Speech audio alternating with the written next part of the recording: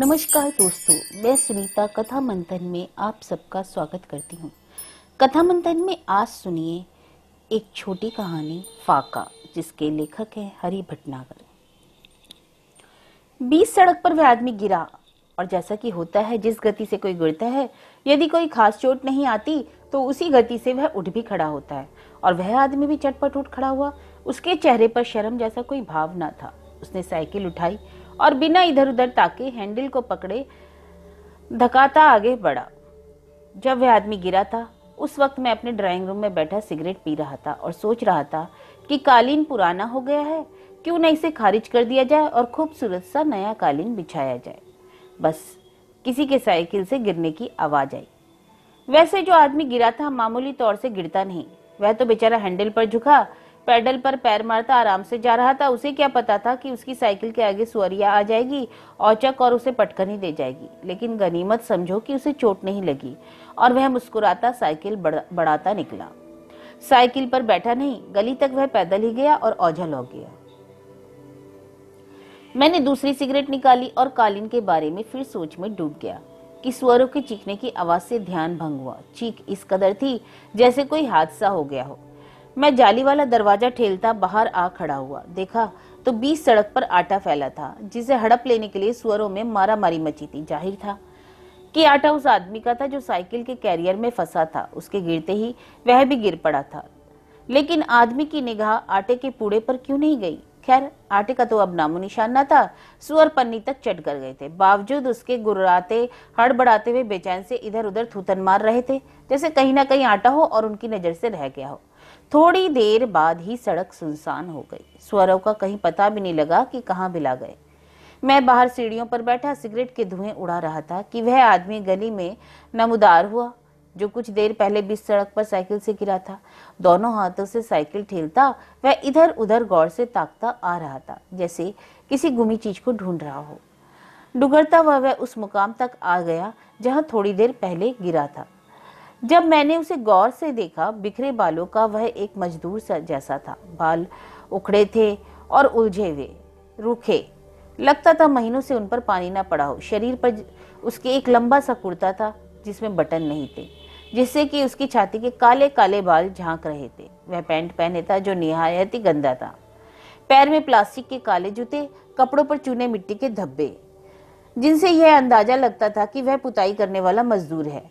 वह एकदम काला था, छुआरे जैसा सूखा, लेकिन उसकी आंखें चमकदार थीं। आंखों के कौरों में हल्की लालिमा थी, जो अक्सर तेज धूप पे रहने पर हो जाती है। एक क्षण को उसने आसपास नजर डाली और जब उसे कुछ नजर नहीं आया तो वह साइकिल धकियाता आगे बढ़ा।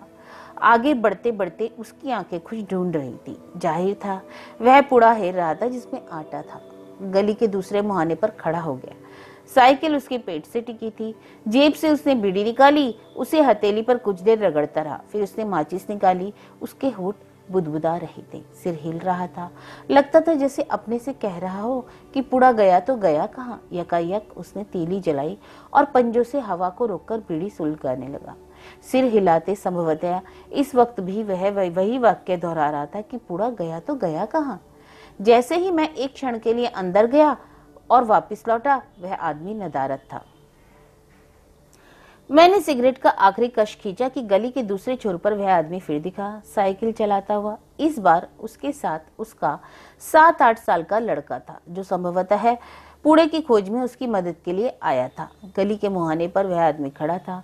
बीड़ी का बुझा हुआ टोंटा उसके होंठ के कोर में था। वह लड़के को बता रहा था कि वो साहब जो सीढ़ियों पर बैठा है, सिगरेट खींच रहा है, उसी के घर के आगे मैं सुअरिया के आगे आ जाने से गिरा था साइकिल से। और मुझे पक्का भरोसा है कि कैरियर में आटे का पुड़ा कसा था, लेकिन पता नहीं वह कैसे ओझल हो गया। समझ में नहीं आता, या तो गजब है, सरासर गिरने पर कहीं कुछ तो बिखरता, यहाँ तो कुछ नहीं दिखाई दे रहा।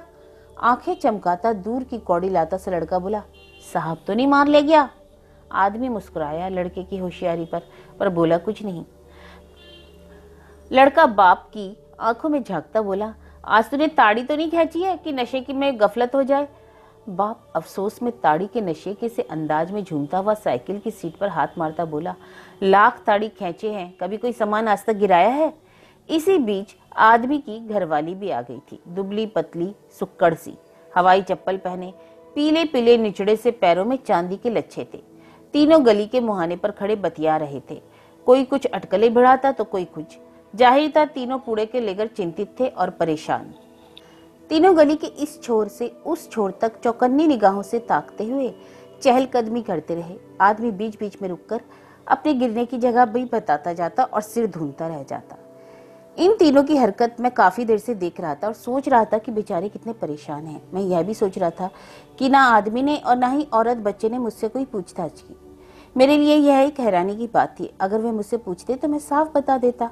यही नहीं, मैं 2-3 किलो आटा भी दे देता या उतने का पैसा। मेरे लिए यह निहायत छोटी सी बात थी, लेकिन इन तीनों ने मुझे दरकिनार रखा। जब ये तीनों गली के मोड़ पर थे और मायूस होकर जाने ही वाले थे तो मुझसे रहा नहीं गया। मैंने आगे बढ़कर आदमी से पूछा, क्या हुआ, परेशान क्यों हो? आदमी ने मुझे देखा, बोला कुछ नहीं। उल्टे उसके चेहरे पर जो भाव था छिपा नहीं रहा। बोल रहा है, तुझे तो सब पता है फिर भी पूछता है कि क्या हुआ? मैंने फिर पूछा, कुछ खो गया है क्या? आदमी ने उपेक्षा भाव बरतते हुए कोई जवाब नहीं दिया। मैं तीनों से मुखातिब था, लेकिन तीनों चुप्पी साधे थे। बस ऐसे देखते जैसे कह रहे हैं कि तू इतनी दया आखिर किस लिए दिखा रहा है। यकायक आदमी ने औरत से कहा, चल एक दिन भूखे सो रहेंगे, क्या फर्क पड़ता है, आज फाका ही सही। क्या? इस पर आदमी यकायक ठठाकर हंसा। औरत और बच्चा भी हंस पड़े और मैं अपने में ही सिमटा था।